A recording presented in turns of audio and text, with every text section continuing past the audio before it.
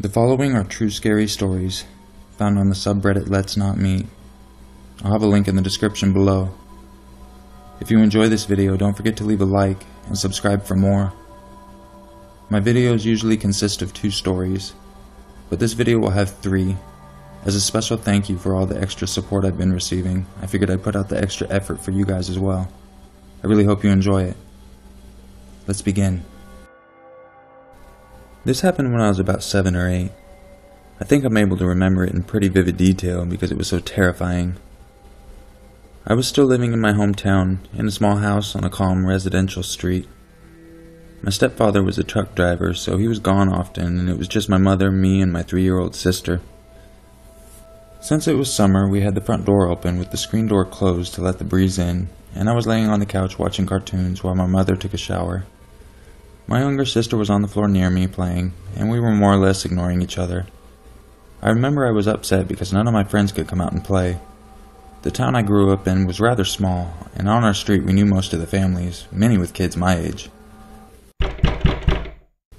Everything started with a hard knock on the door, causing both my sister and me to jump. The way the couch was positioned, I couldn't see the front door, but my sister was far enough toward it that she could. She didn't say anything and just stared, so I figured it was someone we didn't know. I jumped up and ran to the bathroom to tell my mom there was someone at the door and ask her what to do. As I was just starting to say what happened, my sister appeared at my elbow, her eyes huge. "The man put his head in the door," is what she whispered, which we later figured out meant he bent over to look in the screen because the screen door was locked. My mom stuck her head out of the shower and we all just waited together, listening.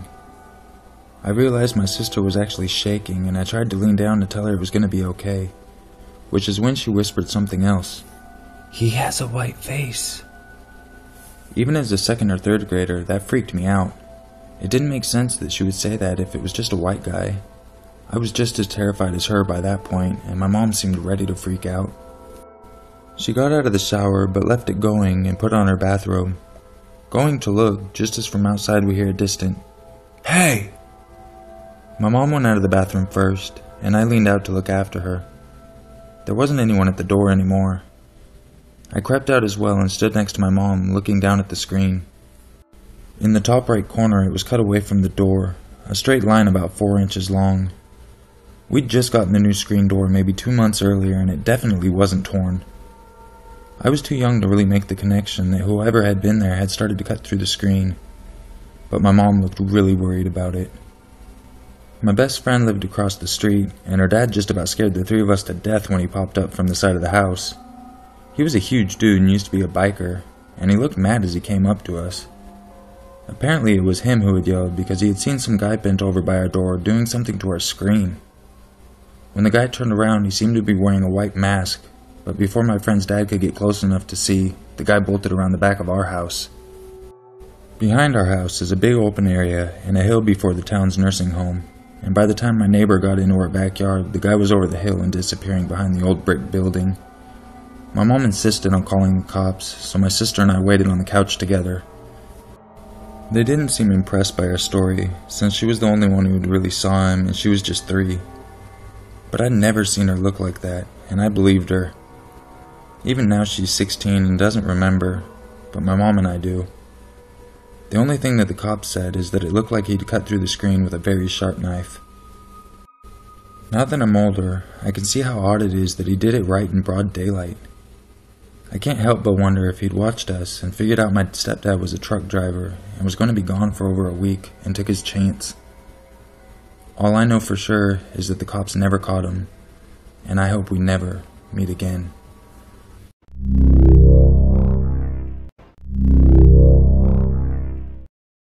I know it's cliché, the typical creeper on a dating site thing, but this is my story, and it still shakes me to this day. I didn't have much dating experience at the time. This was back in 2008, and I was going to be a junior in college. I lived in a small town outside of Tacoma, Washington, and attended a university nearby, University of Puget Sound. I was home for the summer, and I wasn't taking summer classes that year. I was 20 at the time and had accounts on several different dating sites, but wasn't looking for anything serious. One day in early July, I received a message from Anna Richardson about maybe meeting up, and she lived in Tacoma and attended Everest College. She was a year younger, going into her sophomore year. I checked out her profile. She had several different pictures in addition to her icon. She was interested in art and literature, was majoring in mathematics, kind of ironic, listened to EDM and alternative rock, and played soccer. The woman in the photos was very attractive. She seemed pretty legit, and we seemed to have a lot of things in common, so I agreed. We messaged on the site first. She was thinking we could have dinner at a local Italian restaurant and go for a walk afterwards. I thought this sounded fine and suggested we meet at the restaurant on Saturday at 7 or so. She said she was thinking I could pick her up at her apartment, as she didn't have a car to use at the time because she'd recently gotten in a crash. This was kind of strange to me, and I was wondering why she couldn't just ask someone for a ride, but I stupidly agreed to pick her up and she gave me her address. I was also wanting to be a gentleman on my date.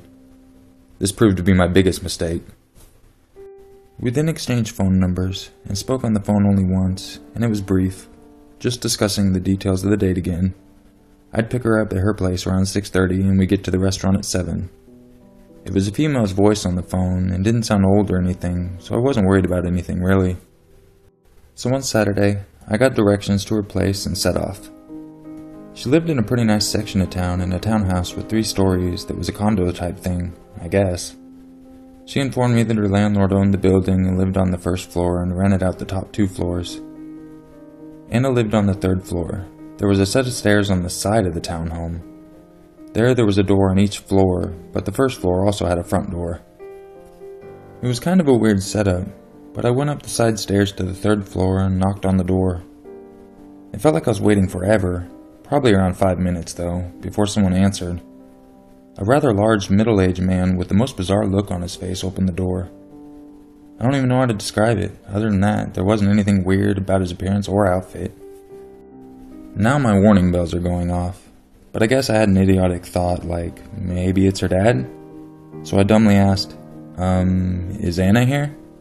But decided it was time to get out of there, didn't wait for a response, and tried to turn around, and he literally grabbed my arms and raps, "I am Anna." I was smaller, shorter, and younger than him, so it'd be kinda hard to fend him off. I kept trying to wrench my way unsuccessfully, and began to scream for help, as he repeatedly tried to pull me through the door, and then he finally let me go. I didn't hesitate to take this opportunity to get the heck out of there. Thankfully, he didn't try to follow me. I got in my car and went home. I was frustrated that no one had heard or even tried to help me, and immensely freaked out, naturally. I didn't know if I should head to the police and tell them, or what they could even do. That evening, I told my roommate the whole story when I got home.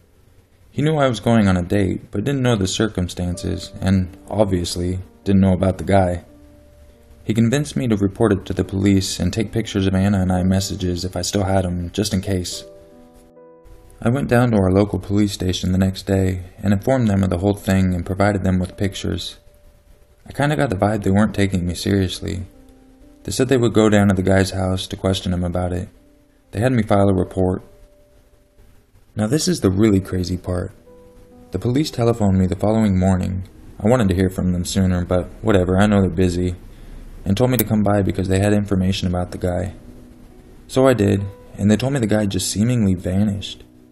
They spoke to the landlord, and she said that he must have left in the middle of the night because his car was gone the next morning. I guess the landlord had a key and opened up his apartment, even though they didn't have a search warrant, and all his stuff was apparently there. The landlord told them that she didn't know much about the guy, but that he seemed normal enough, but didn't leave his apartment much. She provided his name. They did a background check. Nothing. The police advised me to delete my account on that website and suggested that I change my phone number to be safe, so I did. They told me that at that point there wasn't much else they could do. I never got any follow-ups or updates on my report. I never encountered the guy again. Of course, I still have many questions. Who did I speak with on the phone? It wasn't like a pre-recorded call because she addressed me by name and knew what I was talking about. Who was the girl in the pictures? I didn't know where he had got him, and I didn't know how to reverse image search at the time. What were his plans? It was so bizarre.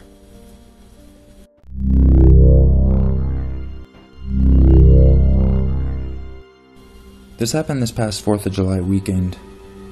My best friend and I practically live at Tim Hortons. If you don't know what that is, it's basically a coffee and breakfast cafe that's usually open 24 hours, kind of like Starbucks. We go there all the time, whether it be during the day or night, so much that we've actually come to be friends with the cashiers and they remember our orders. It's not unusual for us to go into Tim Hortons when it's nearly midnight.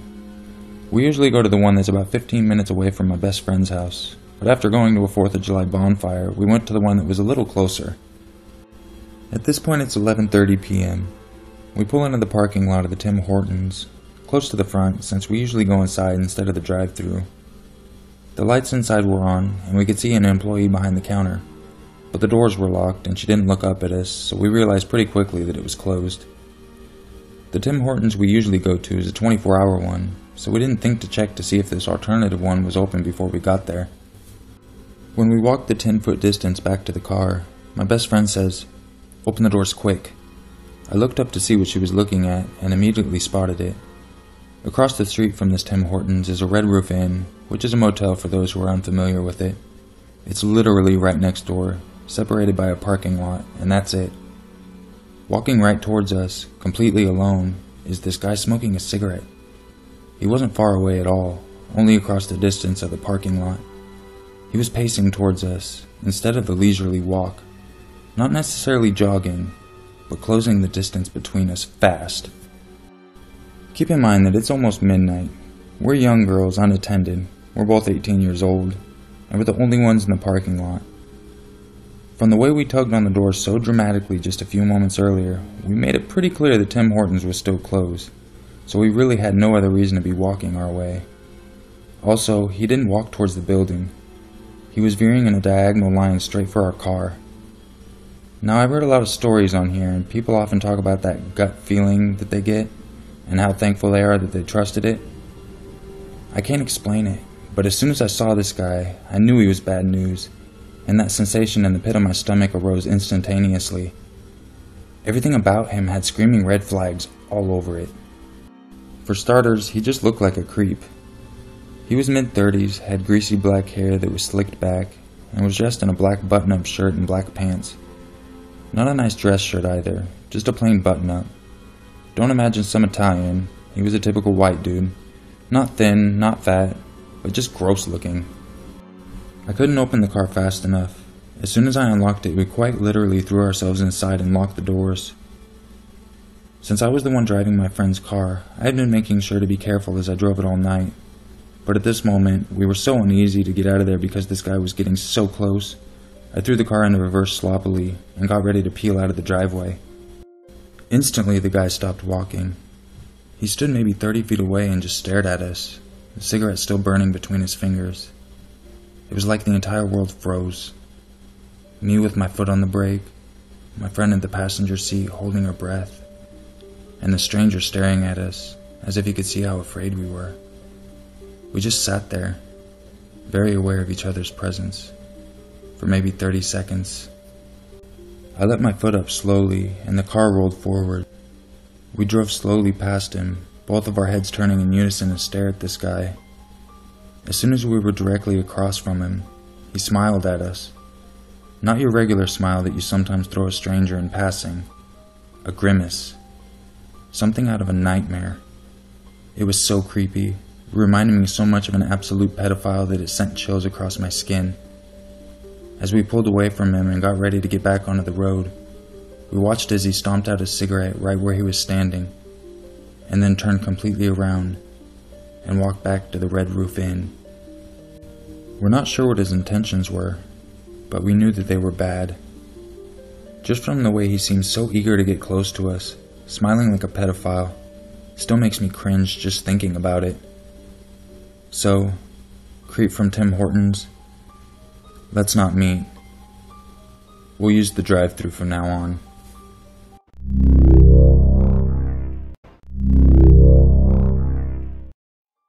I really hope you guys enjoyed this video, and if you did, don't forget to leave a like and subscribe so you can catch all my future content. I release my videos Monday through Friday. I really want to say thank you again. The support I've been receiving these past couple weeks has been insane. I'm going to continue making these videos as long as you continue watching them. So once again, thank you very much. Add me on Facebook if you want to talk to me on a more personal level. And remember, it's always scarier if it's true.